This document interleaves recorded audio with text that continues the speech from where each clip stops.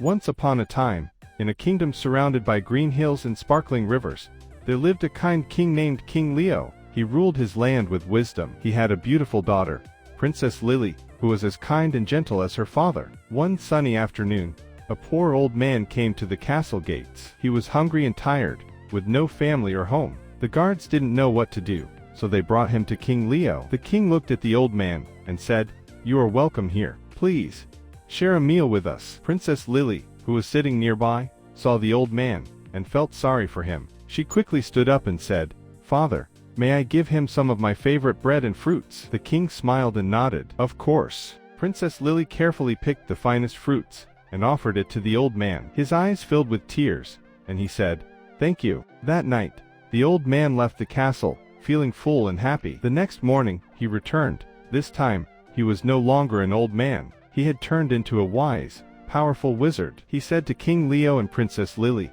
"Because of your kindness, I grant you one wish. Ask for anything, and it will come true." King Leo thought for a moment and then said, "I wish for my people to always be happy and peaceful." Princess Lily smiled and said, "And I wish for kindness to fill everyone's heart, so they help one another." The wizard nodded. "Your wishes are granted." From that day on, the kingdom was filled with happiness and love. People helped each other, and Princess Lily's wish spread kindness everywhere. King Leo and Princess Lily ruled for many years, always remembering the power of a kind heart. And so, the kingdom thrived, and the people lived happily ever